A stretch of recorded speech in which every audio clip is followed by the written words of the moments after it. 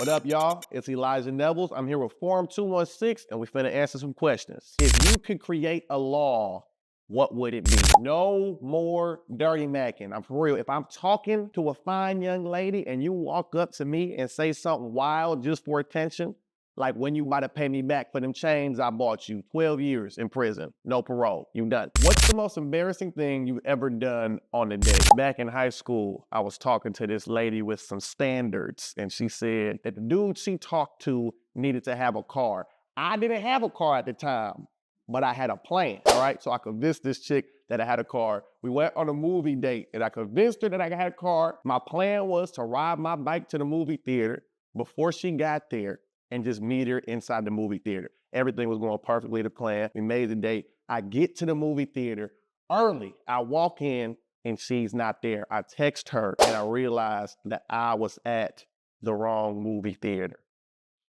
She told me to pull up on her, only 2 miles away. But the problem is I'm on my bike right now. 2 miles ain't 2 miles when you're on a bike. It took me an hour to get there. The movie was only an hour and a half. I pull up, 30 minutes left in the movie. Watch the last half of the movie. And we get outside.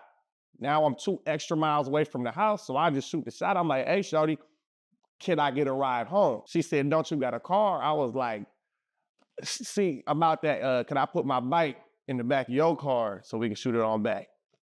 Very embarrassing moment in my life. What is a joke somebody said about you that was actually funny? One time I did this show for an all-white sorority, all-white girl sorority.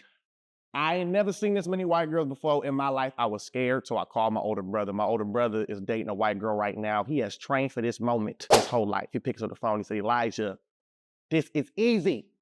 These are college white girls. Ain't nothing that college white girls love more than black athletes.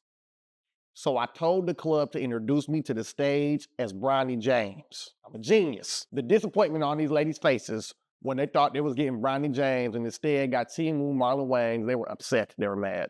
Somebody yelled out, she said, that's not Bronny James, that's Jaden Smith. I'm like, Rebecca, I will kill you right now in front of everybody. Somebody said, isn't that the cinnamon stick from Apple Jacks? Are you out of your everlasting mind? Who sat with you at lunch and who did you hang out with after school? I was actually homeschooled, so I sat with the whole entire school at lunch and hung out with them after class as well. I sat with the lunch lady, the teacher, and the principal, who was all my mom, but we had a great time. What was your first car like? I got my first car a few years ago. It was a 2009 Ford Focus with 200,000 miles on it. I paid like 50 bucks for this car, but I was so excited I had this car. And my goal was to take it to the car wash because it's old, but at least it's gonna look nice, all right? The night I got the car, it was pretty late and all the car washes was closed except for one car wash down in the hood that stayed open 24/7, but the only catch was you had to wash it by hand. It was one of those car washes, you just spray yourself and you wash it yourself. So I got myself some quarters.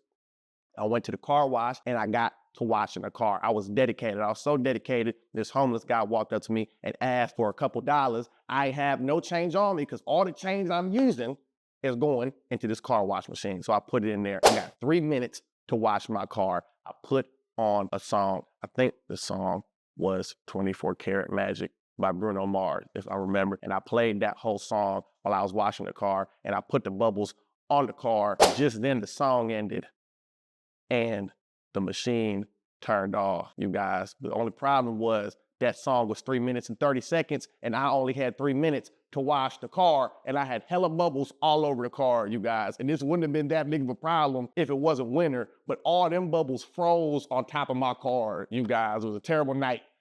I had to get some more quarters, so I chilled out with that homeless dude afterwards, and him and I, we made a hustle together. Were you an athlete at school, and what teams or sports did you join? I was homeschooled. I was not an athlete at that school either. My siblings felt very bad for me because I wasn't really good at sports. So what they did, they bought me a whistle and they convinced me that I was a really, really good referee instead of a really, really bad basketball player. And we ran with that for a few years. We played pickup a lot. I remember one time we went to the pickup court and nobody would pick me up. And I saw my moment when finally my pastor, he's a young guy, he walked onto the court. I was hype. I walked up to him like, yo, pastor, please give me a shot. I need this. He looked at me like, Elijah, you know, I will pick you up, but I'm actually already running with the Father, the Son, and the Holy Spirit this game. I'm like, you still need one more guy. He said, well, the Lord will provide. I'm like, that. I was mad. But he won the game. He won the game. He won. He was down by 3 points and he won all by himself. I told him, I'm like, Pastor, I ain't never seen nothing like that before.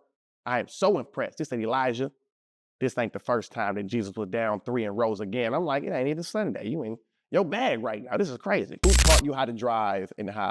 My dad taught me how to drive. I got 6 siblings, and the car that we had was a 12-seater van, and I took my driving test in that 12-seater van. So I got my CDL before I got my driver's license. What is something that Cleveland is missing? Air quality. Cleveland is a great place, but the air here is kind of rough. I don't know if y'all ever watched that Lorax movie, but the place where they was living, where they had no trees and all the air, they had to buy air from the little Asian midget with the air in the bottles. We need that guy to come rescue us, man. We need the Lorax. We need a Thneed. That's what we need. Who in your family has the worst habit? My dad, okay? I used to be happy growing up that my dad stayed in my life and loved and raised all 6 of his kids, but my dad got some problems, okay? My dad is a hoarder. My dad still owns every single car that he has ever had in his whole life. There are 6 cars in our driveway. One of them work. My dad has 500 hangers, 2 outfits, and I'm starting to realize he's not that good of a dad. He's just a hoarder and don't want to throw us away, okay? He's not against abortion, but he's not about to waste one of them hangers. What is one thing you've learned recently? I know I'm getting to a nicer neighborhood when the transgenders start to look more and more like the finished product.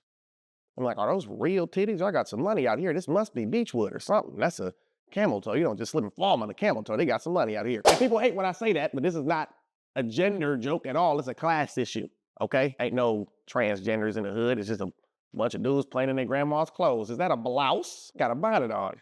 I actually told this joke. There was a transgender guy in the audience. He loved the joke. After the show, he actually got into a physical fight. It was not because of the joke. It was because I misgendered them, all right? I use he, him pronouns. They went by they, them pronouns. We got into a physical fight after the show. I lost.